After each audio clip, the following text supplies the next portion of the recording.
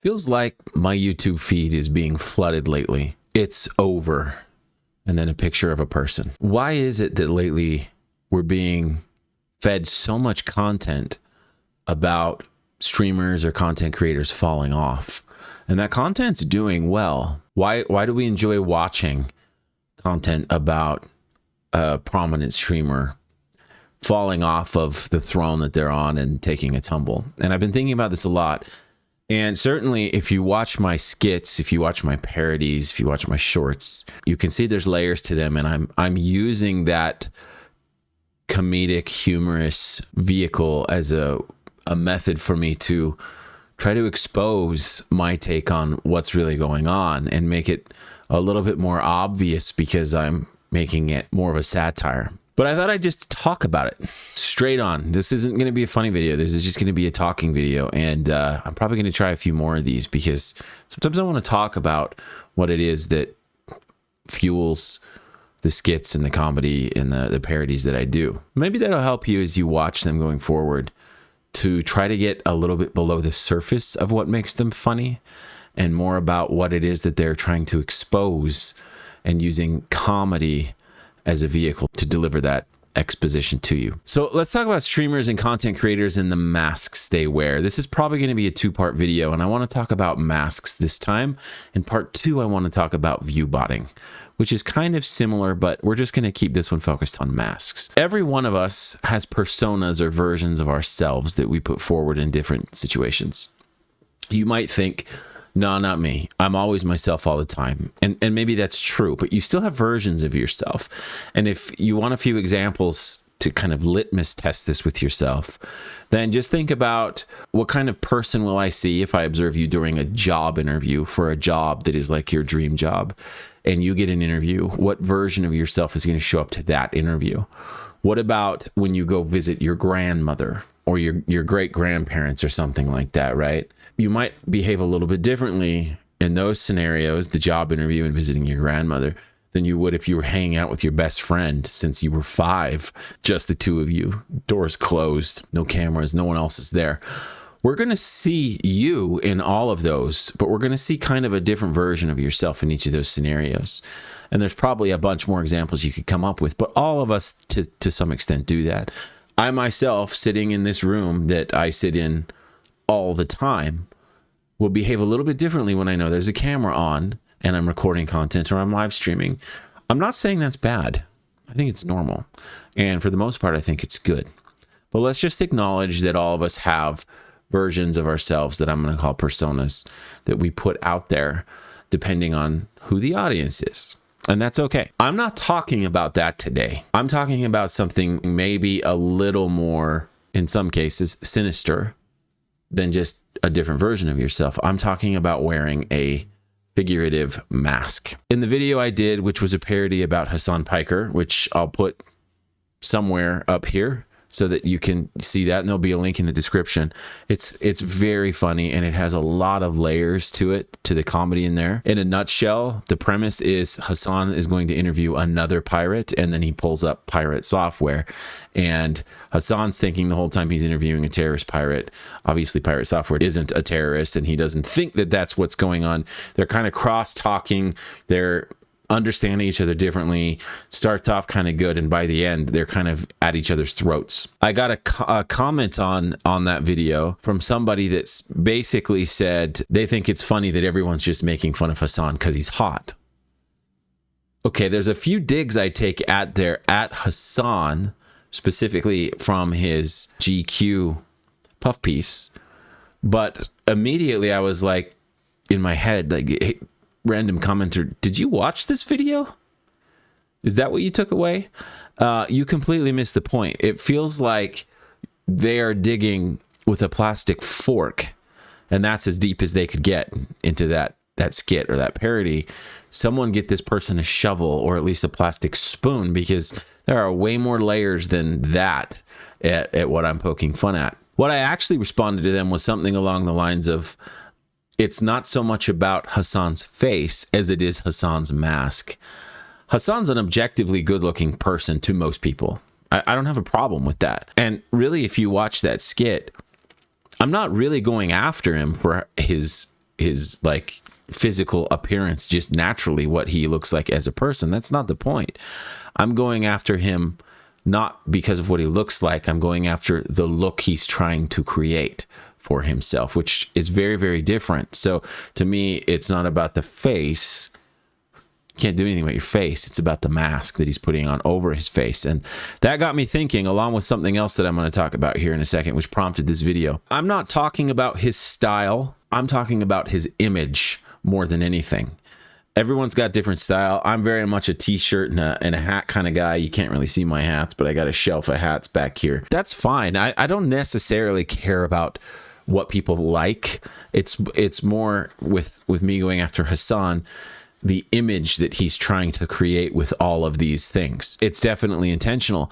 I would argue that Hassan cares much more deeply about his image than he does about any point he's ever made on any of his streams. His image, in my opinion, I am alleging that Hassan cares much more deeply about the image that he is creating of himself than he does about any singular point he's ever talked about.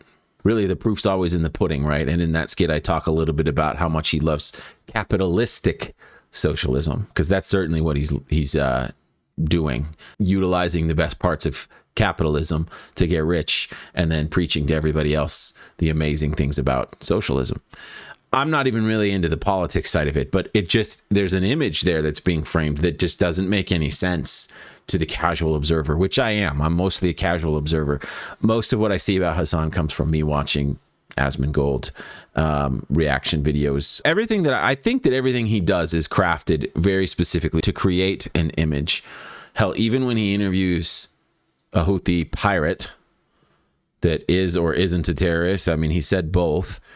The whole interview is so heavily focused on the image of both the pirate and him, right? Houthi Chalamet, and how this guy looks and what the image is of him, and bringing him on to buff Hassan's image. It wasn't a political interview at all. It was purely an image-based optics thing, because Hassan knows that the mostly young, naive, and surface level fork digging audience that he has, that's as deep as he needs to take them.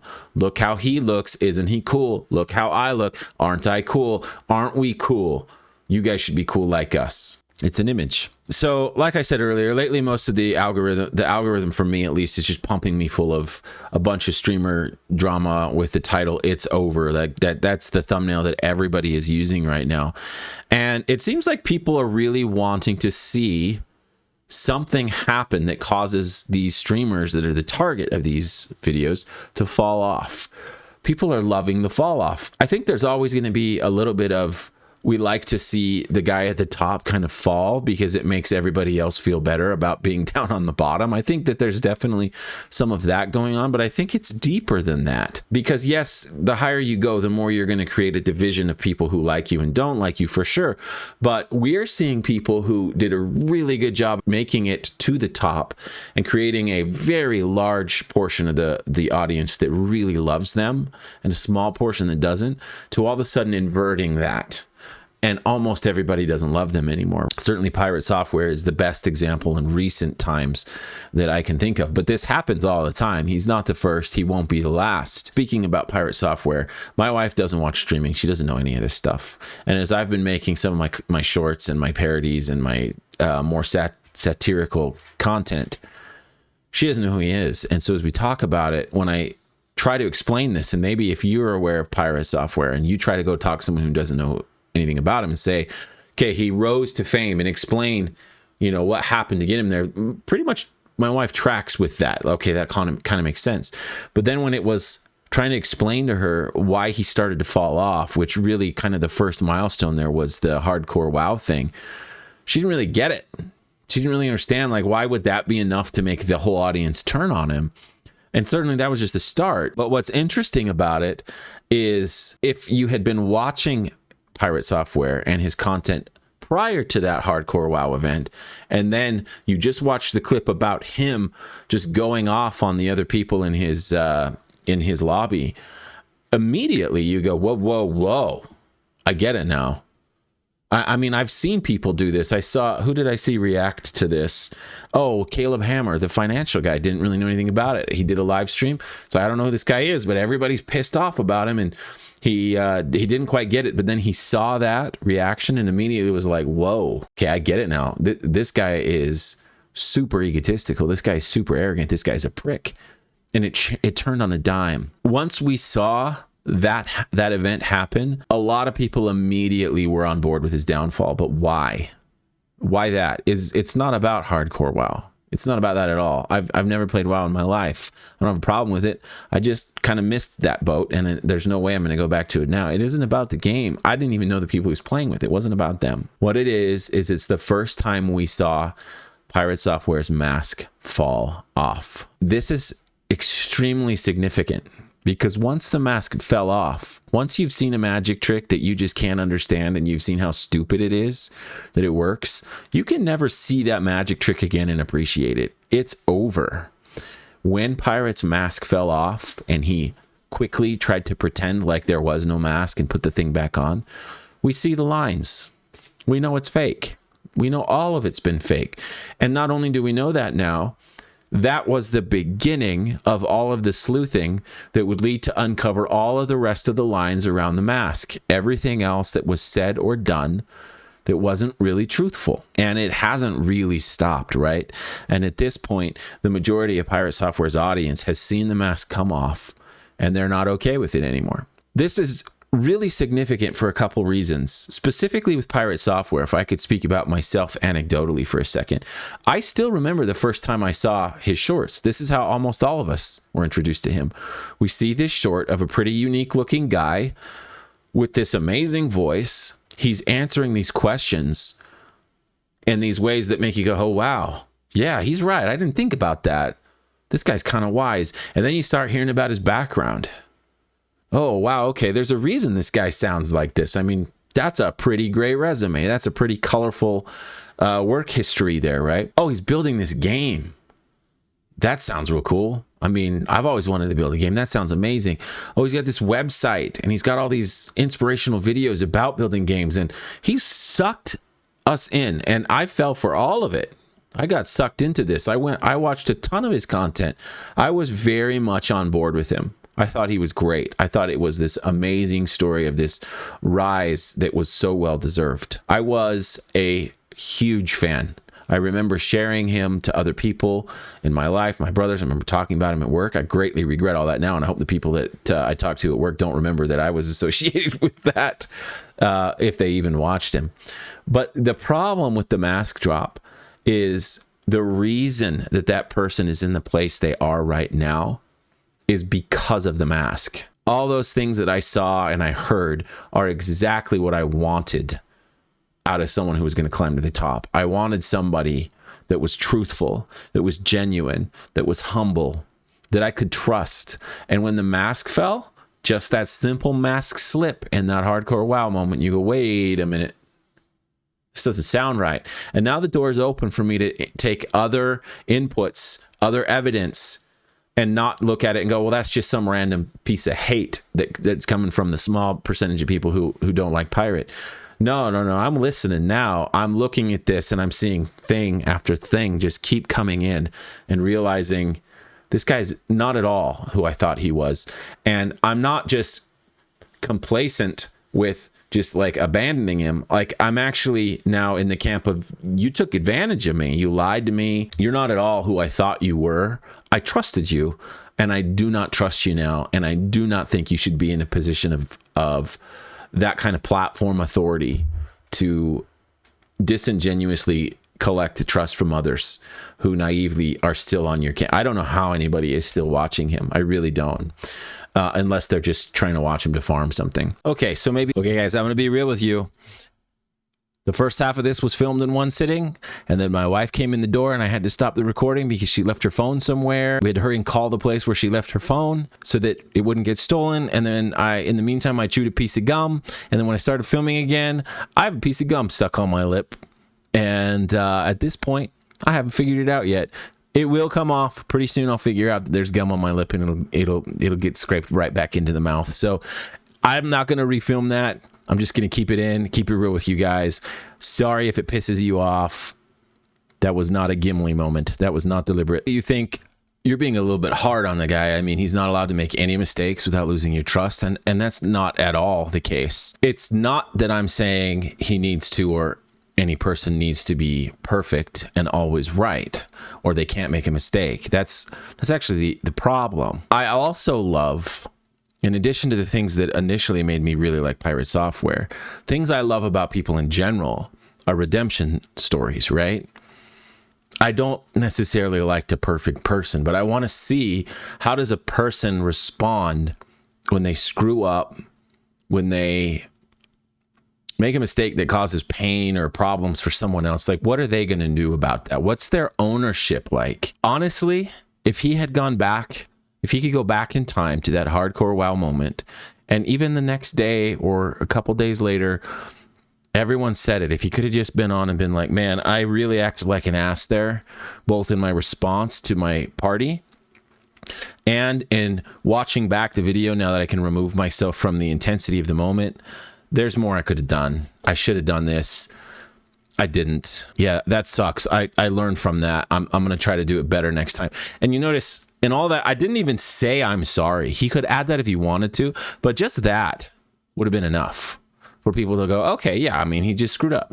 But look, he just owned it. He didn't own it.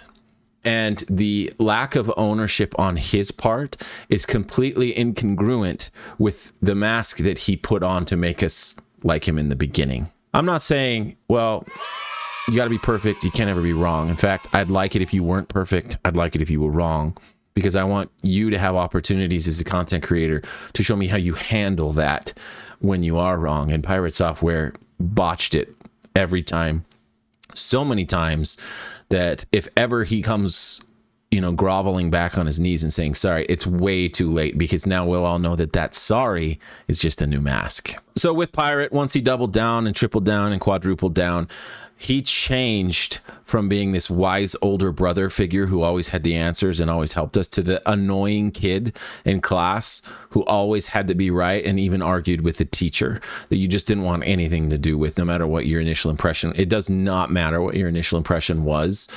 The current exposing of the real face under the mask is far too loud for us to hear anything else that they would want us to hear. All of this makes me think about something I randomly heard in one of Tectone's YouTube videos a while ago, and I'm going to paraphrase it and I might butcher it. I didn't want to go back and find it because I have no idea which video I saw it on, but he basically was talking about how people like Asmongold are uncancelable. And the reason he gave is what I thought was a very interesting take. And he basically said, you can't cancel someone who isn't wearing a mask. The only people who you can cancel are people who wear masks. And I thought about that. And I thought, you know what? I think he's right. When you expose that someone has been a fake or a fraud, they can't do anything with that. The only thing they can do is admit to it, but they won't, right? That's their only other play, is like, yeah, you guys are right. I've been this, I've been that, and I shouldn't have been, and here's why, and I'm sorry that I did that. And they might stand a chance at redemption, but they won't do it because the image means so much more to them than anything else, and they can never let the image fall. Someone like Asmon, he puts it all out there, right? He admits to all kinds of crazy shit all the time, right? We all know about the dead rat, the blood wall, the hole in the ceiling, the rotten teeth. We know about all of it. You can ask him anything, and he will give you the truth. He just doesn't really lie. If Hassan is the epitome of caring about your image, Asmongold is on the other end of that. He could not care less about his online image, right? And that is the very thing that draws so many people to him. Is it's so refreshing to see somebody really at the top of the platform who is, if anyone's not wearing a mask, it's Asmongold. We all know that. You know, when you watch Asmongold, what you see is what you get, and it's real. Asmongold is Asmongold. And that's why we love him. And people have tried to cancel him all the time, but you can't. You can't cancel Asmongold. People get canceled for being something that they're not. And Asmongold is always what he is. I don't know if one day Hassan's going to get canceled or not. It seems pretty dang clear at this point that he can interview terrorists and brandish firearms and literally say way worse things than other people saying it and get banned, and he's just not going to get banned. He seems to have found a little pocket of protection somehow, that maybe when that is exposed, maybe when it's exposed why he is so protected and who's doing it, maybe that will be what causes the cancellation, because that's the unmasking of probably Twitch and people who work at Twitch. We all know already that Twitch itself is wearing a massive mask, and we're all waiting for it to drop. When we see that we've been tricked by a mask, we just lose trust. It's like nobody hates anything more than a hypocrite. And the mask is hypocrisy at its best online. It doesn't even matter who it is. If we find out they're wearing a mask, it's over. And the only way that trust can be regained is if they show us the mask, say I'm sorry, and destroy it. They can never put it back on. Pirate tried to just pull the mask right back up and tell us we didn't see it fall because it doesn't exist, but we saw it. And once it's exposed, we can all see through it. We see the lines all the way around it. We see how we were tricked. And the only thing that you should not do in that scenario is put the mask back on. And unfortunately, Pirate has stapled that thing on, and he's bleeding all around his face. All the while telling us not to trust our lying eyes. Where my thoughts go next is going to be what part 2 is about, and I want to talk about view botting and how that relates to wearing a mask. It's a topic that I actually have a lot more interest in, and I think the two play very well together. But what I want to say now is all of us as viewers of Twitch have been a little bit responsible for the problem that exists today. We have played a part in creating some of the biggest problems on the platform. Now, we are, of all the parties involved, I think we as a viewership are the least guilty, but I'd like in the next video to help expose to everybody how we've been using Twitch wrong as a viewership. And we need to start using it differently and finding ways to not incentivize and reward the bad behavior. We're never really going to get all the way around it, but if enough people wake up and see Twitch itself is just a giant mask, and we are feeding that problem with the way we use Twitch, then we can change how we use Twitch, and we can try to put other content creators at the top. There are basically two kinds of content creators. If you just look at, like, at any given point, if you go to Twitch and look at the top channels that are live at the moment, they kind of fall into a couple, for me, two buckets: mask wearers and non-mask wearers. And mask wearers is by far the bigger category. We have created a problem where whoever makes it to the top at Twitch in that category have done it most likely by wearing a mask, by playing dirty, and by cheating. And we reward that. It's time to stop. So if that sounds interesting to you, it'll be in the next video. I'll probably drop it in just a couple days. Make sure that you subscribe so that you can be notified. Hit the bell. You know, all the things all the people say. I highly recommend, if you would like to have a good laugh at me poking fun at Pirate Software and at Hassan Piker, go into my long form videos. I only have a couple, and watch some of my parodies in there. They have a lot of layers to them, and you honestly are going to have to watch them back a few times and maybe even pause at a few spots to kind of pick up on all of the nuance that's in there. They are not surface level comedy, even though they can trick you into thinking they are. There's a lot more there. I'd love to know in the comments as well what you think about masks. I'd also love to know if you'd like to see me parody or do some satire based content around another topic or another streamer or something like that. Let me know in the comments what you think would be hilarious. Anyway, catch me on my live streams as well. I stream on Twitch, YouTube, and Kick. If you don't care where you watch, honestly, I'd say come watch me on Kick. It goes further. Anyway, thank you so much for hanging out. If you stayed this long, you guys are the goats. And I'll see you on the next one where we talk about view bots.